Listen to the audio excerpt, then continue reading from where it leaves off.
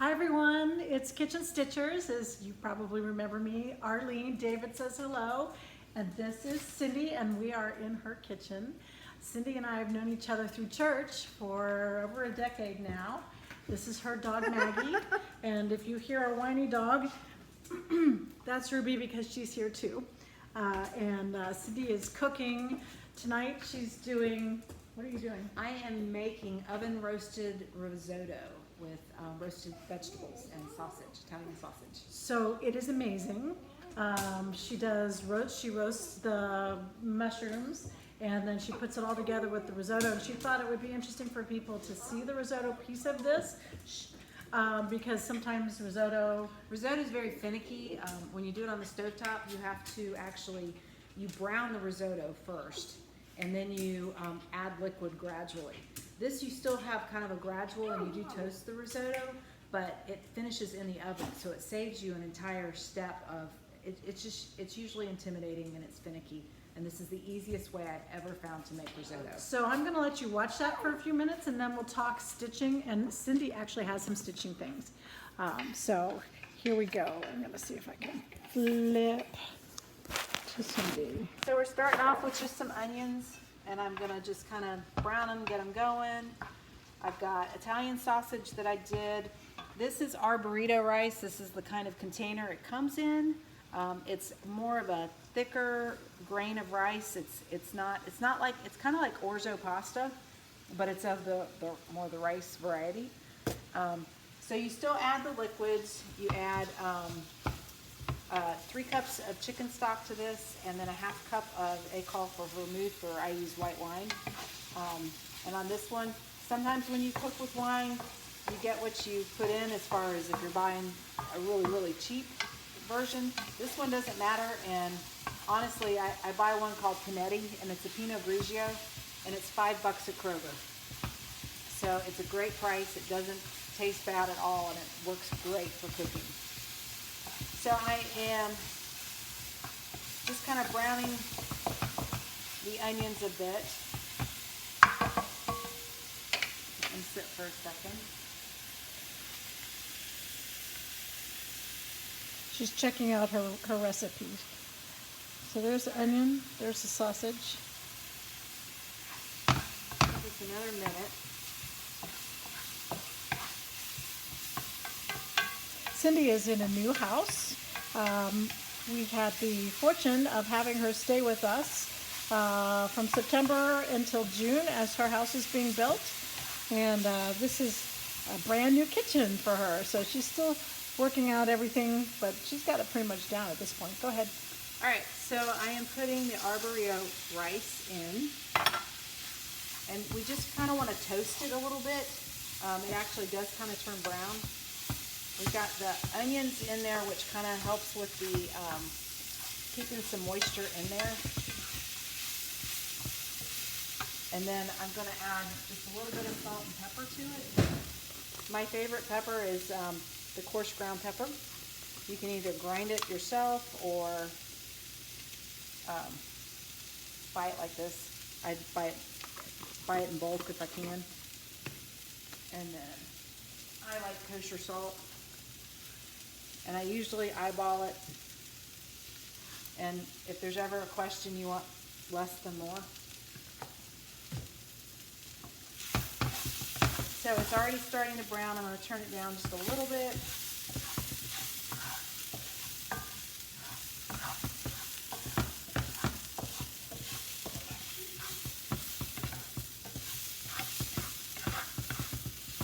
Just flip it. We don't want it to burn. Don't want it to stick too bad. I am using a non-stick oven-proof pan. And you got about medium high? Yeah, I'm sitting at 7, and it's going to depend on your range. I have a electric. I really miss David's gas range a lot.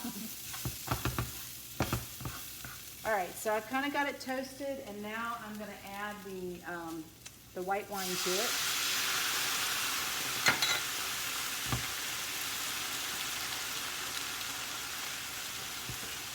It smells lovely.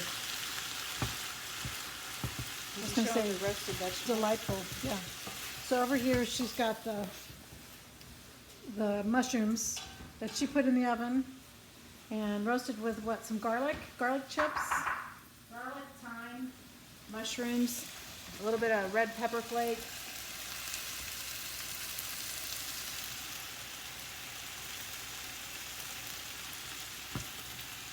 So we're trying to get this where it's almost all absorbed. Cooks the alcohol out if that's something that bothers you, but it leaves the flavor in there.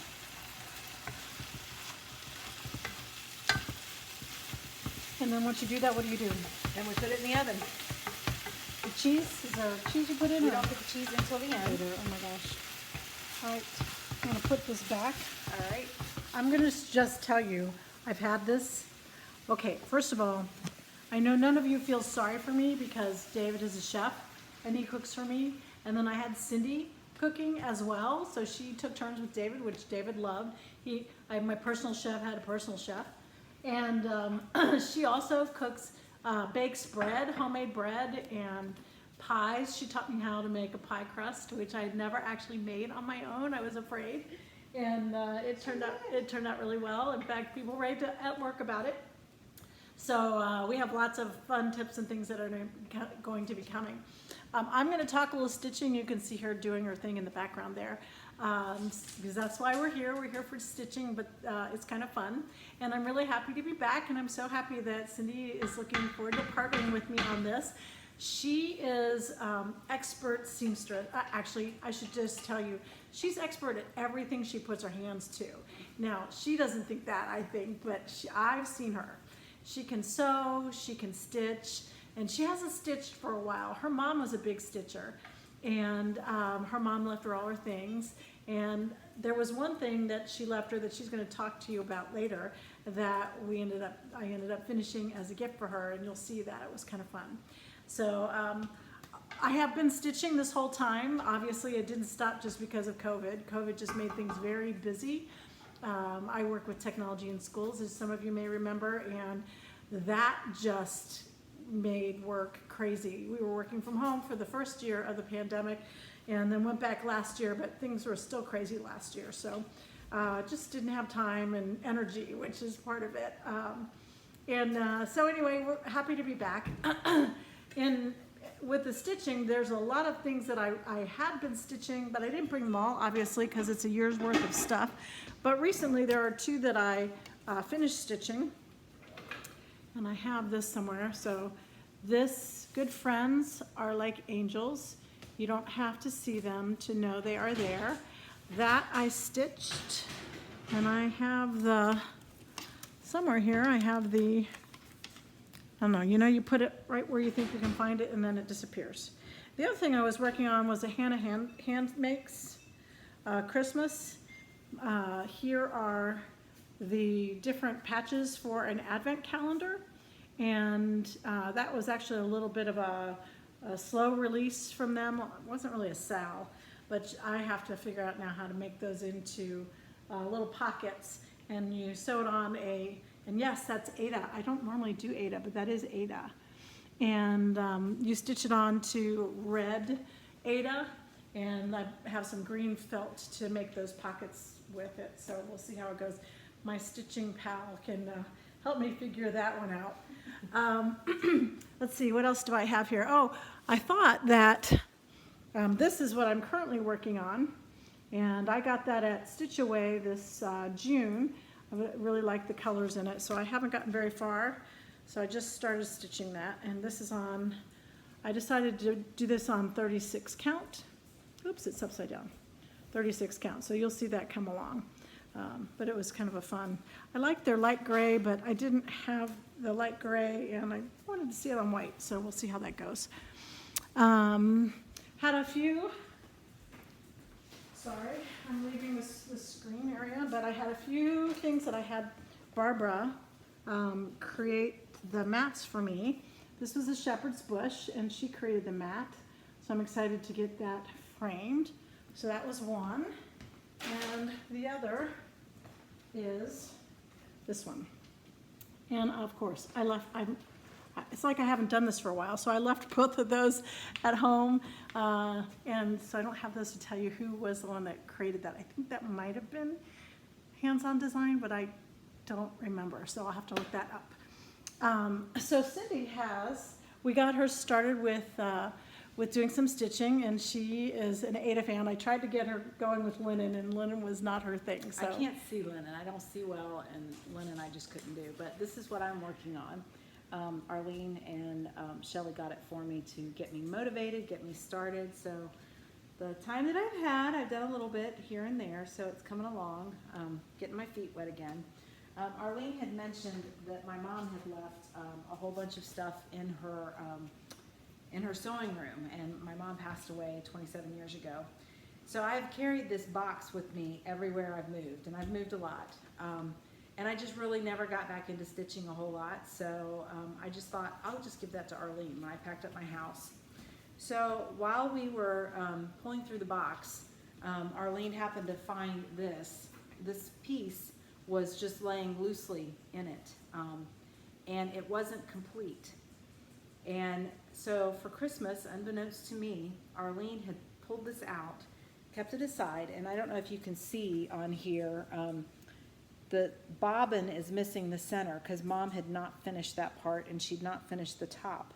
But Arline found, I guess, the pattern and then did the loop that goes down and had this frame for me for Christmas. And needless to say, I was a puddle because I felt like I was getting a gift from my mom. And it was amazing, and it means a lot. And it's one of my most favorite treasures I have right now. she's got a great sewing room that she's in the process of putting together, so it was so fun to be able to do that. Barbara helped with the matting, and it was so fun. So yeah, it's been exciting to get Cindy into a little bit of this cross stitch, and we're looking forward to doing more of this. We did have a little delay in starting this up because we both had daughters who were having babies. So my only Claire had a little baby girl. She named her Corrine Rose after her husband's great-grandmother, and they're calling her Corey, and she's amazing, right? I think what's been most amazing about this to me is actually watching her become a mom. She's doing a fantastic job, and she's so together about it. She's so chill about it. It's like this baby's crying, and she's like, "Oh, isn't that cute?" Her whole world seems like it's falling apart, doesn't it? And she's not stressing her out, which is great. So I'm going to show you this picture. This was from last week. Let me get it in there. And she titled it, "How It's Really Going." So you see Corey down here is crying, but you see Claire taking that really well. And so that's been fun. There's another little baby picture. There's little baby Corey just napping. So very fun. Now Cindy had baby girl number 3. Baby girl number 3, grandbaby number 4. I have one grandson, and bless his heart, he's just going to be stuck in the middle of all these girls. But my daughter had, her name is Drew Elizabeth, and she was born the day before Corey was born. So Arline and I were getting to share the excitement literally almost in real time. Yeah. So that was pretty cool. The amazing thing about Drew is her hair came out like a lot of hair, really curly and blonde. I have never seen a baby girl with that the hair was like totally blonde. It was super amazing. Sorry for the bark. So that's kind of fun. Yeah, I was able to be in and watch the whole thing, which was just absolutely amazing. I'm gonna let Cindy show you a picture and try to calm down my crazy dog. So this is Miss Drew Elizabeth. She was 1 month old on Friday. You can't really see how blonde her hair was, but she did have a lot of it, and she was known as the blonde baby in the hospital. And my daughter is still home with her and having the challenges of having a 2.5-year-old that runs around while trying to take care and nurse a 1-month-old. So she has her hands full. Claire's already trying to figure out when to have number 2 because she's going to have 2 babies. She's decided she wants to get over being pregnant. Pregnancy was not fun for her, but she's determined to have another one. So it's really cool to see her. She was such a warrior. It was pretty amazing. So anyway, we're not going to keep up more of your time. I know this was a startup for us, and we Didn't do this probably quite as well as we should have, but it will get better as we figure out how to do this together. So, bye everybody. Thanks for watching. See ya.